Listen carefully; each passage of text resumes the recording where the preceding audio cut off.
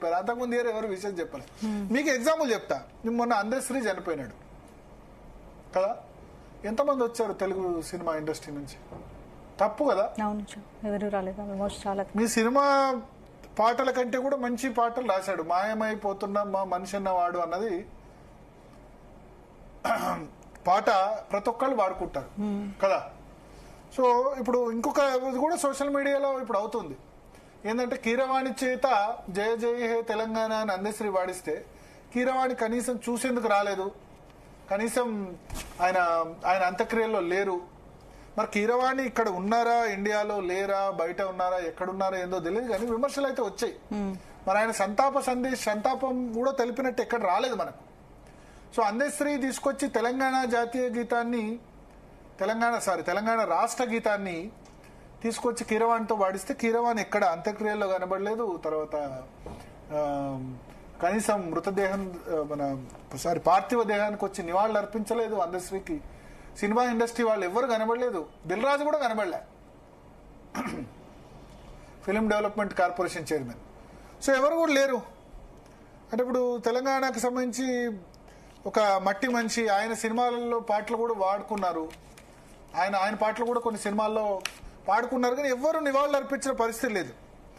So ఈ విధంగా scope కూడా వస్తుంది. దాంతో ఇప్పుడు రాజకీయ నేతలు కూడా సినిమా పరిశ్రమకు ఒక దక్కా ఇస్తే తప్ప వీళ్ళు మనల్ని గుర్తించరు. అండ్ మేము ఎంత సినిమా వాళ్ళైనా మేము ప్రజలతో ఎన్నుకోబడ్డ వాళ్ళం, ప్రజలు మాకు ఓట్లేసి గెలిపించిన తర్వాత వీళ్ళు ఇంకా మమ్మల్ని రికగ్నైజ్ చేయకపోవడం ఏంటి, మమ్మల్ని గుర్తించకపోవడం ఏంటి అన్న ఒక ఈగో ఉంటుంది కదా. ఆ ఈగో పవన్ కళ్యాణ్ నా సినిమానే హరిహర వీరమల్ని అటాక్ చేస్తారా అని చెప్పి ఇక్కడ నుంచి లేదు పోని జలకిస్తే అయింది. జగన్ జలకిచ్చి అక్కడ దాకా పిలిపించుకున్నారు. చిరంజీవిని, రాజమౌళి, ప్రభాసు, మహేష్ బాబు అందరినీ. తర్వాత రేవంత్ రెడ్డి ఇక్కడ జలకిచ్చారు. సో ఒక దక్కా ఇస్తే తప్ప సినిమా పరిశ్రమ వింటలేదు అన్నది ఒకటి. రెండోది, సినిమా వాళ్ళకి ఏంటంటే వాళ్ళు ఏమనుకుంటారంటే అసలు ఎందుకు మేము ఏ ముఖ్యమంత్రి వచ్చినా ఇంతకుముందు లేదు కదా, ఇట్లా ఎవరు ముఖ్యమంత్రి వస్తే ఈ గౌరవాలు ఇవన్నీ లేవు కదా. కానీ most of the industry Telugu Desam పార్టీతో ఎక్కువ ఉండేది. తర్వాత రాజశేఖర రెడ్డి ఆయనలో కొద్ది మంది ధర్మవరం సుబ్రహ్మణ్యము, ఏవిఎస్ లాంటి వాళ్ళు రాజశేఖర రెడ్డి వైపు పోయారు కదా తప్ప most of the industry NTR లేకపోతే ఆ తర్వాత చంద్రబాబు నాయుడుతో ఉండేది. బట్ ఆ తర్వాత ఇప్పుడు రాజకీయ నేతలు కూడా, ప్రభుత్వాలు కూడా సినిమా పరిశ్రమ మమ్మల్ని కేర్ చేయాలి, ఎందుకంటే మేము ఇన్ని రాయితీలు ఇస్తున్నాం వాళ్ళకి.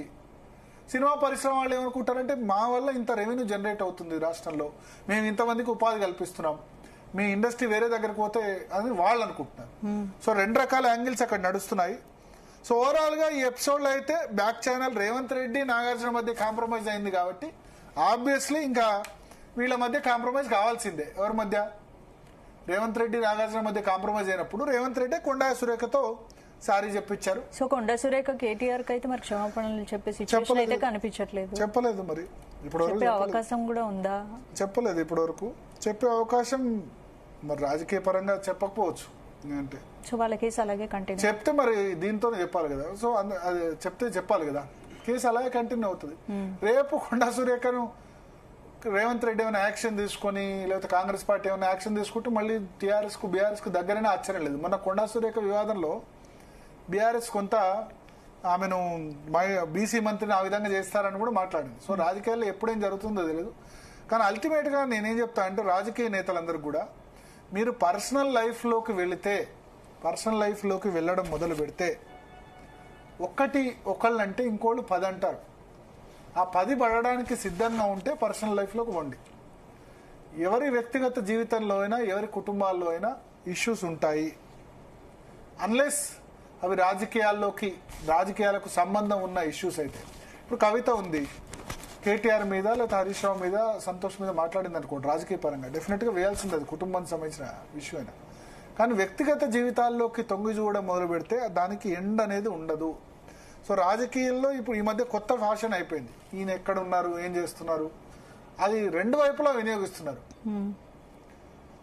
సో ఆ విధంగా వెళ్లకుండే ఉంటే బాగుంటుంది. దానికి పర్ఫెక్ట్ ఎగ్జాంపుల్ ఈ నాగార్జున కొండా సురేఖకు సంబంధించిన వ్యవహారం.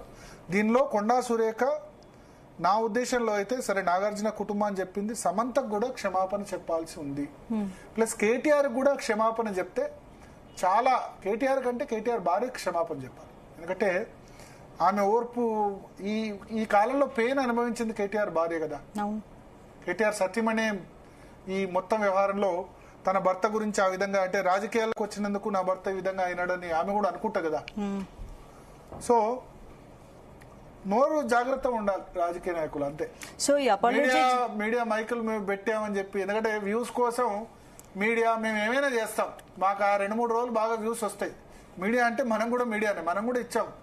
ఒక మంత్రి వచ్చి ఆ విధంగా మాట్లాడినప్పుడు ఆ వార్తను టెలికాస్ట్ చేయకుండా ఉండలేం. సో వ్యూస్ మాకు వస్తాయి, కానీ అల్టిమేట్గా సఫర్ అయ్యేది మీ ఫ్యామిలీస్. అది గుర్తుపెట్టుకోండి. రాజకీయ నేతలు ఇప్పుడు రేవంత్ రెడ్డి కూడా మొన్న ఏదో కేటీఆర్ గెస్ట్ హౌస్లు ఇట్లా మాట్లాడారు, అది కరెక్ట్ కాదు. లేదా కేటీఆర్ కూడా రేవంత్ రెడ్డి పర్సనల్ లైఫ్ సంబంధించి మాట్లాడినా కరెక్ట్ కాదు. ఎందుకంటే రేవంత్ రెడ్డి సంబంధించి ఏదో వ్యాఖ్యలు చేశారు, ఇంట్లో కుటుంబ సభ్యుల్ని బూతులు తిడుతూ. కేటీఆర్ అనుకూల మీడియా ఏదో కామెంట్స్ ఏదో రైతుతో ఏదో తిట్టిస్తే వాళ్ళిద్దరు జర్నలిస్టులు జైలు కూడా పోయి వచ్చారు. అటువంటి బూతులు మాట్లాడడం కూడా కరెక్ట్ కాదు. 2 సైడ్ల ప్రాబ్లం ఉంది. వ్యక్తిగత జీవితాలు, కుటుంబ సభ్యులు, వీటి జోలికి వస్తే రాజకీయ నాయకులకు నష్టం. ప్రజలు వినోదం చూస్తున్నట్టు చూస్తారు, అంతే కదా. వీళ్ళతో సంబంధం ఉందట, వాళ్ళతో సంబంధం ఉందట అని ఫేస్బుక్ లో, ఇన్స్టాగ్రామ్ లో, వాట్సాప్ లో కామెంట్లు పెట్టుకుని ఒకళ్ళ ఇజ్జత్ ఇంకోళ్ళు తీసుకోవడం తప్ప ఏముండదు దీనిలో. అందుకని ప్రజలు దీన్ని వినోదంలాగా, తమాషాలాగా చూస్తారు, ఎంజాయ్ చేస్తారు. సో ప్రజల కోసం, వినోదం కోసం అయితే మీరు ఇట్లా మాట్లాడండి. ఎందుకంటే ఒకళ్ళ గురించి మాట్లాడితే ఇంకోళ్ళ గురించి మాట్లాడతారు.